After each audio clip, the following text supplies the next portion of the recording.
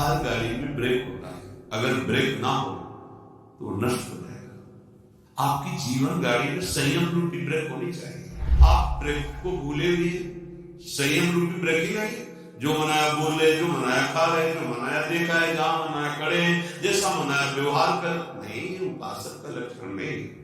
आप शरीर का राग पुष्ट कर रहे हो। शरीर का राग पुष्ट होगा तो वासनाओं की धूम मचेगी, वासनाओं के वशीभूतों का आचरण पर दुर्गति हो जाएगी। कुछ नहीं सुनाई देता, कुछ देखने की वो अलग दृश्य होता है। आपकी दृष्टि में अलग ही चल रहा है, अलग ऋतु चल रही है, अलग सौंदर्य चल रहा है, अलग बातें चल रही, खोए हुए हो आप, ये आनंद लेने के लिए आए हो, बहुत खुश। अगर हम सात्विक भोजन करेंगे, अल्प भोजन करेंगे तो विक्षेप से बच जाएंगे। जो आपका मन बार बार भजन से हटकर भोगों में जाता है, ये विक्षेप है। जो पूर्वकृत पापों से अंतःकरण मलिन है, वो क्षण में नष्ट हो जाएगा। आप एकाग्रचित होकर जो ही प्रियालाल की स्मरण, वो भस्म हो जाएगा, उसमें सामर्थ्य नहीं। ये विक्षेप बहुत घातक है।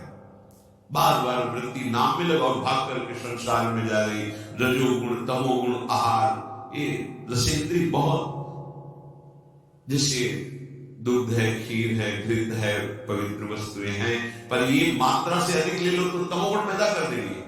है सात्विक, तमोगुण पैदा कर देगी। मात्रा प्राण पोषण होता है, शरीर को अपना मैं मानकर रसेंद्री जिस स्वाद पूर्वक जो हम पाते हैं, ये भजन नहीं होने देगा। बहुत बहुत यह अनुभव की बात है, जीवन इसी में गया है। अगर हमारा भोजन सात्विक और अल्प है तो आप देखो, पहले जैसे एकादशी रहते थे तो स्वाभाविक उस दिन ज्यादा भजन होता था, थोड़ा। तो अगर हम रोज ऐसा अभ्यास कर लें, अल्प आहार करें, जो शांत रहेगा, बात करने को मन नहीं करेगा, और जब अधिक भोजन तो आप भोक्ता बन करके अधिक पा रहे हैं ना, यही तो आपके सब इंद्रियों को खुला छोड़ देगा। ये जो आपके इंद्रियों पर शासन करने का स्वभाव, हर गाड़ी में ब्रेक होता है, अगर ब्रेक ना हो तो वो नष्ट हो जाएगा। आपकी जीवन गाड़ी में संयम रूपी ब्रेक होनी चाहिए। हर इंद्रिय पर आपकी दृष्टि होनी चाहिए। इस समय किसका वेग है? जनेन्द्रिय का, कि रसेंद्रिय का, नेत्रेंद्रिय का, कि वाक्येंद्रिय का, उदर का वेग है, किसका वेग है? हर समय सावधान, संयम रूपी ब्रेक। बिल्कुल जैसे कोई भी रास्ते में चलता है ना, तो पैर भी ब्रेक में बिल्कुल सावधान, जरा तुरंत। आप ब्रेक को भूले हुए संयम रूपी ब्रेकिंग है, जो मनाया बोल रहे, जो मनाया खा रहे, जो मनाया देखा है, जहां मनाया खड़े, जैसा मनाया व्यवहार कर, नहीं, उपासक का लक्षण नहीं। सात्विक भोजन बहुत जरूरी है, बहुत जरूरी। पर भाई रोज सुन लो, पर मानोगे नहीं। अल्पाहार करो, देखो कितना अच्छा लगता है। बढ़ रहा है, चर्बी बढ़ रही, पेट बढ़ रहा है, वजन बढ़ रहा है, भजन नहीं हो रहा है। अगर भजन नहीं हो रहा, क्यों नहीं हो रहा है भजन? आप गृहस्थ हैं, बहुत मेहनत करते हैं, आपका ठीक है, जितना समय भजन में मन लगे, बीच बीच में नाम स्मरण किया, समर्पित कर दिया, सारे सेवा कार्य भी, वो भी भजन हो गया। समझिए, इन्हीं के राग के त्याग को वैरागी कहते हैं, और वैरागी ही अनुरागी होता है। जगते हुए फिरे वैरागी, वृंदावन रस में अनुरागी। जब तक ये जग का मतलब हम बाहर देखने लगते हैं, यही है जग, इससे राग छोड़ो, सबसे छूट जाएगा, मूल यही है। इंद्रियों के राग, मन के राग, शरीर के राग, इसको समझो, अध्यात्म को समझो। भूल मत करो, भूल मत करो। इसको सजाने का मतलब है बंधन दृढ़ कर रहे हो, समझो। ये शरीर तुम नहीं हो, या अंगूठी, हाथ, वो चैन सोने की, ये वो, आप इस शरीर का राग पुष्ट कर रहे हो। शरीर का राग पुष्ट होगा तो वासनाओं की धूम मचेगी, वासनाओं के वशीभूतों का आचरण पर दुर्गति हो जाएगी, और वही हो रहा है। हम शरीर राग, हाँ नहीं भाई, जैसी बचे आप धर्म ठीक है, आपके पास है, पहनो, लाभ पूर्वक नहीं। अगर लाभ पूर्वक तो फिर वासनाएं बढ़ेगी, रजोगुण बढ़ेगा, वो आपको बांध लेगा। स्वाभाविक है, प्रिया को अर्पित करो, प्रसादी आभूषण, प्रसादी वस्त्र, गृहस्थ हो तो, विरक्त हो तो बस जो गुरु ने वस्त्र दिया उसी रहने से, आजीवन उसी रहने से, कुछ भी परिवर्तन नहीं, कुछ भी अधिक नहीं, एक भी वस्तु अधिक नहीं, जैसे जितना वैसे। विरक्त होने के बाद शरीर का श्रृंगार नहीं, ये शरीर का श्रृंगार नहीं है, ये दासत्व है। वृंदावन की रथ और स्वामी का प्रसादी चंदन और गुरु परंपरागत तिलक की आकृति, ये हमारे शरीर का श्रृंगार नहीं है, ये हमारे स्वामी जी के दासत्व का स्वरूप है। लेकिन किसी भी तरह से शरीर को श्रृंगारित करना, लाभों को पुष्ट करना है। श्रीपाद कहें, अब शुष्क फलादि भक्षय, रूखा सूखा फल अन्न जो मिल जाए भक्षण, प्राण पोषण के लिए डाल लो, उस पे बुद्धि अपने जहां सुनते ना, क्या आज खीर, आज ये, आज वो वस्तु, तो पहले आपका चिंतन बना, संभालना, चिंतन बना, रागात्मक। अच्छा, आप एकाग्र हुए, हर्षित हुए, गए, वो वस्तु तो बाद में सेवन करेंगे, वृत्ति तो पहले आपने खराब कर ली। आपको सुनकर हर्ष नहीं होना चाहिए। अगर भगवत प्राप्ति करनी है तो प्रियाजू का प्रसाद है, बस इतनी बुद्धि रखनी, वो क्या क्या है ये मुझे नहीं देखना है, प्रियाजू का प्रसाद है, वो जैसा भी हो, वो हमारी लाइन। प्रसादम स्वामिन्या स्वकर्तम प्रणता, श्री स्वामी जी ने प्रेम पूर्वक कृपा करके हमें जो स्वाद पाते हुए अब प्रसाद दिया, हम उससे पाते हैं, उससे अपने प्राणों का पोषण करते हैं। नाम वाणी से स्वरूप का पोषण होता है और प्रगट प्रसाद से देह का पोषण हो रहा है। अगर हम नाम वाणी में चित्त नहीं दिया तो शरीर पोषण को भी संभाल नहीं पाएंगे, पक्की बात सुन। अगर हम नाम वाणी से विस्मृत है तो ये अनुभव की बात कहते हैं, प्रसाद पाते हुए भी आपका संयम नहीं रहेगा। नाम वाणी सेवक शरण सदा रहे, अनंत नहीं विश्राम, कह वाणी हरिवंश की, कह हरिवंश। या तो भगवत लीला भरे पद गुनगुना रहे, नाम मंत्र चल रहा है, स्वरूप का पोषण। अगर स्वरूप का विस्मरण तो देव भाव में विचरते हुए फिर बात नहीं बनेगी। प्रभु का प्रसाद देह पोषण और नाम वाणी स्वरूप पोषण, ये बैठा लो अपने हृदय में। अगर आप स्वाद बुद्धि से भोक्ता बन करके पाओगे तो नाम वाणी चला ही नहीं सकते।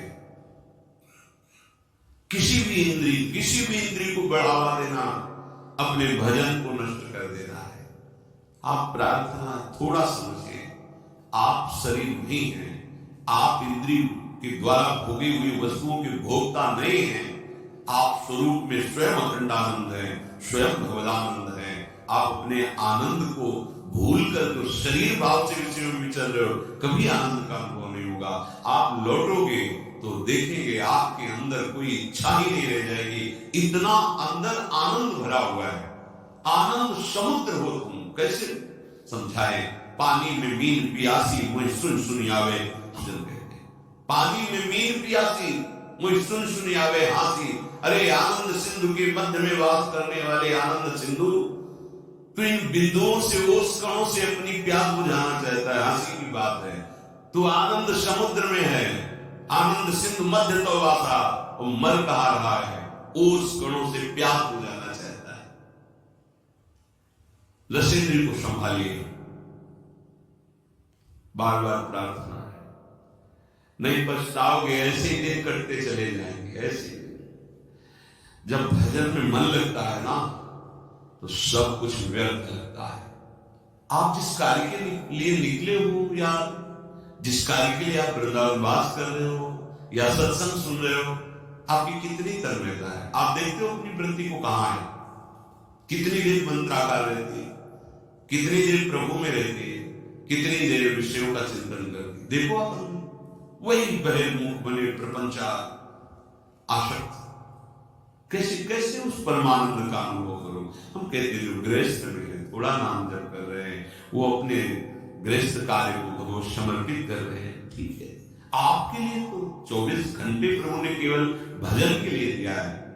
जो वृंदावन वास कर रहे हैं, वैराग्य भाव से रह रहे हैं, 24 घंटे भजन के लिए, प्रमाद के लिए तो कोई एक मिनट भी आपके लिए नहीं है। अब आपको क्या चिंता है? ना आपको शरीर पोषण की चिंता है, ना सब प्रिया जी के चरणों में अर्पित कर दे। अब एक मिनट भी भजन छोड़ना ये आपके लिए बहुत हानिकारक है। किसके लिए? अच्छा खा लिया, प्रमाणित होकर पड़े हो, जिसे तुम अच्छा समझते हो अच्छा नहीं है, वो सब मल बन जाएगा। नाम मंत्र जप, प्रभु के पद में रोना आता है आपको, कभी काम में तड़पना आता है आपको, कभी आप चिल्ला के रोए काम में थे प्रिया जी, कभी हृदय में सी पीड़ा हुई, क्या करूं, कहां जाऊं, कैसे कैसे प्रभु मिले, हे नाम कैसे मिलोगे? रोज का रोज मन की प्रवृत्ति को देखता हूं, प्रभु आपकी योग्य नहीं, आप कैसे? चिल्ला चिल्ला कर रोना आता है, क्या करूं, कहां जाऊं?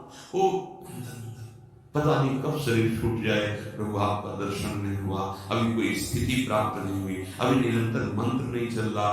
ये कभी आप विचार करते हैं? कभी आप इस स्थिति को झांकते हैं? रोज प्रवचन हो रहा, टाइम से सुन लिया, रोज अपनी दिनचर्या खाया पिया, आप देखो तो आपके अंदर क्या चल रहा है। ये कोई ऐसा थोड़ी कि भाई ड्यूटी है, बोल दिया तुमने, सुन लिया और चल लिया, ऐसा नहीं है।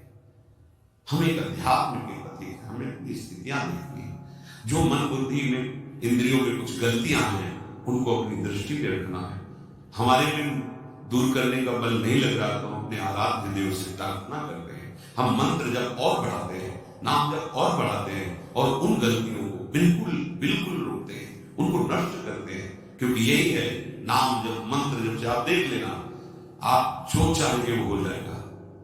मंत्र जब का प्रभाव होता है कि चाहे खत्म हो जाती है, आप देखो करके। पर वो मंत्र जब करने के लिए, भजन करने के लिए, अध्यात्म में आगे बढ़ने के लिए इंद्रियों का संयम जरूरी है, जरूरी। हमने महापुरुषों को देखा है, संग हुआ है, बड़े ही महापुरुष प्रयाग में भी थे साथ कुछ समय। अब जैसे वहां तो भंडारा है प्रयाग में, जब कुंभ लगता है तो सब, तो किसी भी जैसा थे एक खबर रखते थे, नारायण बोले पंगत में बैठ करके पा लीजिए, बोले हमारा सौभाग्य, आपको देना है तो दे दीजिए। बड़े ऐसा लगता था हम साक्षात ब्रह्म के साथ हैं। हाँ सामने पदार्थ है ये, हाँ ये और इतना जितना लिया तो गंगा किनारे बैठ कर ब्रह्मार्पण ब्रह्म रात दिन अपने चिंतन में, कहीं कोई प्रपंच का भार नहीं। अब समय भी नहीं रह गया विचरण वाला, क्योंकि युग धर्म का प्रभाव होता है। अब जैसे आप जवान जवान साधक हो, आप विचरण नहीं कर सकते, अमंगल हो जाएगा। अब वो नामना स्थिति ऐसी है और समान स्थिति ऐसी है, संत को देखते ही भगवत भाव से, अब तो संशय वृत्ति से देखा जा सकता है। तो भगवान ने कृपा करके धाम और तीर्थों में, पुरियों में वास दे दिया। अब हमारा क्या कर्तव्य है? एक क्षण भी प्रभु का विस्मरण न हो। हमें जगत मंगल के लिए कुछ और करने की जरूरत नहीं। आप जितना भजन करेंगे तो रोम रोम से आपके ऐसे परमाणु प्रकट होंगे, जगत मंगल श्रोता होने लगेगा, श्रोता होने लगेगा। पर आप रोकिए अपने, जैसे हम मार्ग में चलते हैं, हर समय ब्रह्म पर ध्यान रहता है कि अगर ब्रह्म, तो फिर हम ब्रह्म पर ध्यान ही नहीं दे रहे। देखो ना, संयम रूपी ब्रह्म पर ध्यान दे रहे, जो मना इसको बात करते चले जा रहे हैं, लग रहा है नाम नहीं चल रहा, यहां वैसे कैसे बात कर सकते हैं? वो आकृति अलग होती है, नाम चल रहा है, बात कर रहा है, उसकी अलग दृष्टि होती है, आंतरिक दृष्टि, वो नेत्रों में झलकती है, वो यहाँ बात कर रहा है लेकिन पूरा नहीं। अर्थ पर दृष्टि बहुत धोखा कर देती माया, बहुत धोखा। बार बार प्रार्थना करके सावधान, माया का कार्य है भगवत विस्मरण करा करके राग पूर्वक बांधना, वस्तु में, व्यक्ति में, स्थान में, नहीं भाई नहीं, होश में। अगर हमारा ये रचना 1 वर्ष चलता है तो हमें दूसरा लेने की जरूरत नहीं, ओढ़ना ही बना, हमारा वस्त्र जितना प्रयोग में आता है उतना बस। जब तक भगवदाकार वृत्ति नहीं हो जाती तब तक ये सिद्धांत अपने में नहीं लागू करना चाहिए कि मैलों में लाके चाहे झोपड़ी में वास दे, आप फेल हो जाएंगे, क्योंकि आपका राग नष्ट नहीं हुआ। ये सिद्धों की स्थिति है, महलों में राखो चाहे झोपड़ी में वास दो। दत्तात्रेय जी महाराज कहते हैं कभी कभी मैं राज महलों में सुंदर पलंगों पर सुंदर नाना प्रकार के भोग सामग्री पाते हुए वहां पड़ा रहता हूं, तो कभी स्मशान में और कभी फुटपाथ में धूल दूसरी, ये स्थिति नहीं है। कभी बड़े बड़े राजाओं के द्वारा पूजित होता हूं, कभी जो मूल पुरुष उनके द्वारा अपमानित होता रहता हूं, कोई अपनी स्थिति नहीं है। ये सिद्धों की स्थिति है, महलों में राखो चाहे झोपड़ी में वास दो। अपनी स्थिति अभी राग युक्त है, हमको बचना है। जब तक वैराग्य युक्त वृत्ति नहीं होगी तब तक वो वृत्ति का क्या होता है, चिपकाव होता है। किसी वस्तु चिपक गया, किसी व्यक्ति उस पर चिपक गया, कैसे चिपका आप जानोगे, जब आप एकांत होगे, उस वस्तु की याद आवे, उस व्यक्ति की याद आवे, बस आप आसक्ति, वो हर वस्तु व्यक्ति स्थान और हमारी वृत्तियां फैलती रहती है। तो उपासना किस बात की हो रही, चित्त वृत्ति को रोक करके प्रभु में लगाना। अब गोपियों की स्थिति है कि वो व्यवहार के कार्य सब कर रहे हैं, लेकिन एक एक वृत्ति कृष्णाकार है। ये कोई स्त्री है, परमहंसों की पूजनीया गोपी, ये कोई स्त्री है। मुरारी पादार पे चित्त वृत्ति, ओ बड़े बड़े महापुरुषों ने इनकी चरण वंदना की। एक दिन वो संत आए थे महाराष्ट्र से कृपा करके परिकर, कोई कोई शब्द होता है जो एकदम दिमाग में छा जाता है। वो बोले जिसके मुख में राम तिनको करूं प्रणाम, वैसे पदगार तो तुकाराम जी का, हे जिसके मुख में नाम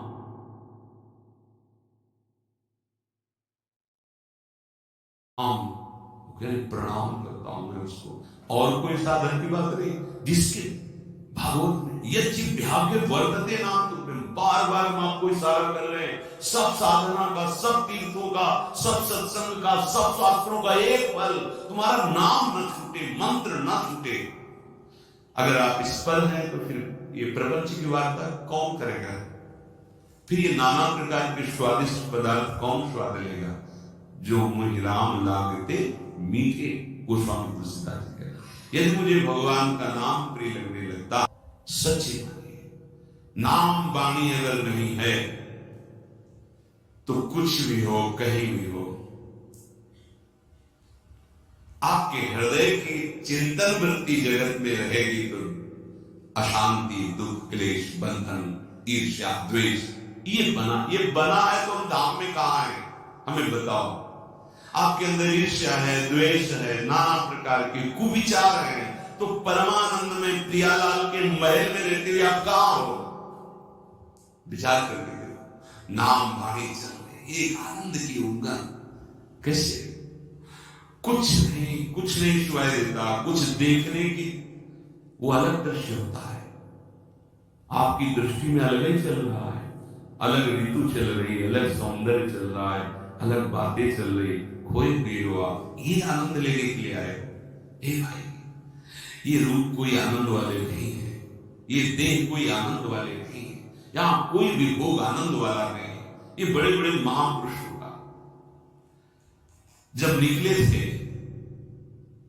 तो पूर्व महापुरुषों की कृपा से, पूर्व जन्म के प्रताप से एक बात थी कि मुझे वो जो इनमें लिखा है भगवान का नाम अमृत, भगवान के नाम में बड़ा स्वाद, भगवान जीवन धन, वो हमें देखना है।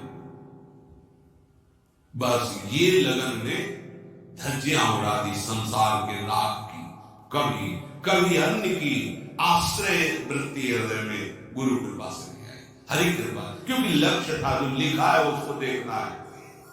तो आपको सुन रहे, आपको तो रोज शास्त्रों की सार बातें सुनने को मिल रही, अलग अलग ग्रंथों में तुम्हें पढ़ने की जरूरत नहीं, सब यही सुनने को मिल रहा है। रोज सत्संग हो रहा है, रोज आपको भगवत सेवा के दिनचर्या में मन लगाना ही पड़ेगा, जबरदस्ती लगाना पड़ेगा।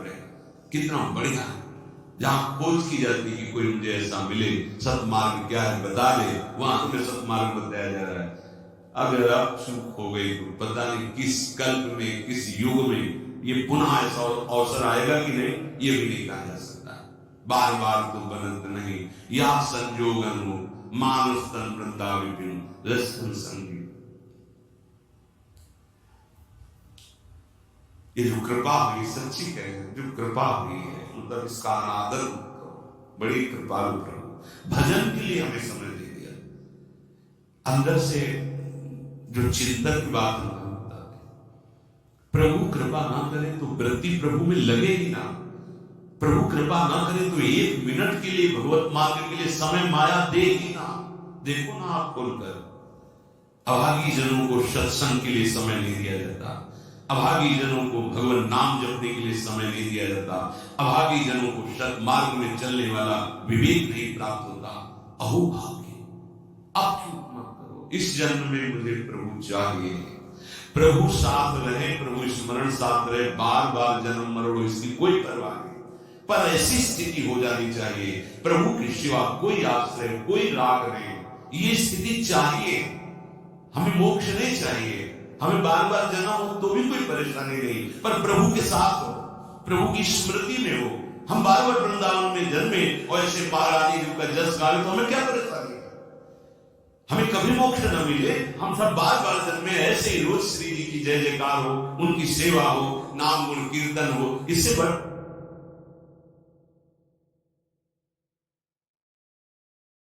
परम और क्या होगा? नहीं चाहिए मोक्ष, पर हमारी स्थिति, ये अंदर की स्थिति होनी चाहिए। अगर अंदर की स्थिति भोगों में है, लाग द्वेष में है, तो आप वो फिर ना तो इधर समझ पा रहे हो ना इधर समझ पा रहे हो, बीच बीच में जीवन गंवाना ठीक नहीं है। गृहस्थी में जो है, भोगों में जो लगे हुए हैं, तो जगने का चांस है कि भाई सोए हैं कभी तो जगेंगे, जब जगेंगे तो होश आ जाएगा। लेकिन आप जग करके सोने का नाटक कर रहे हैं, अब आपके ऊपर क्या उपाय किया जाए? सोया हुआ पुरुष तो जगने का चांस है, लेकिन जगा हुआ पुरुष सोने का नाटक करे तो कैसे जगाया जा सकता है? इसलिए बहुत सावधान। अपिशुष्क फलादि भक्षयन क्षुधितो निर्झरवा विवम तृषा। भूख लगे तो रूखा सूखा जैसा सबसे उत्तम वृत्ति आकाश वृत्ति मानी गई है। शांत जहां है जैसे वो प्रभु भेद, फिर गति माफ करी विरक्ति के लिए, फिर और एकत्रित कर लिया 6 महीने साल और उसको पाते रहे, ऐसी अलग अलग वृत्तियां हैं। जो भी रूखा सूखा मिले, हर समय जैसे मां अपने बच्चे पर दृष्टि रखती है, ऐसे भगवान अपने शरणागत पर रखते। भजन में डूब रहे हैं माधवदास बाबा जी, एक छोटी सी झोपड़ी तृण की बनाए हुई है समुद्र के किनारे, और कुटिया में प्रवेश करके पीठ करते हैं कुटिया में प्रवेश द्वार की तरफ, और मुंह करते हैं ऐसे, जो तृण कुटिया है, प्रवेश द्वार से देखो तो पीठ दिखाई देगी।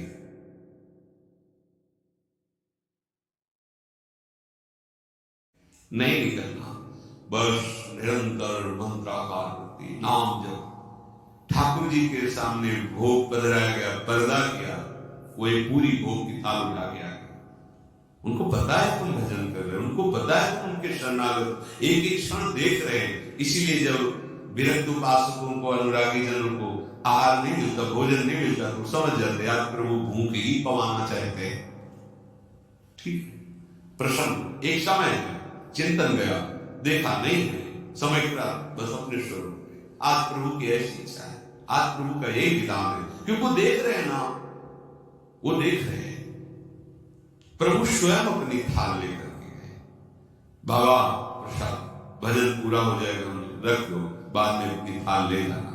इतने निरपेक्ष हमें प्रभु हर क्षण देख, हमें चिंता नहीं करना। विरक्त की बात है, गृहस्थ में जो कर्तव्य कर्म है, जो कुछ धर्म के द्वारा वो बनाओ, भोग लगाओ, अतिथि सेवा करो, परिवार की सेवा करो, भगवान नाम जप करो, वो सब कुछ प्रभु को समर्पित कर दो, वही गति होगी जो एक विरक्त की होती है। हमें प्रभु प्रतिपल देख रहे, ये बात हृदय में बैठा लो।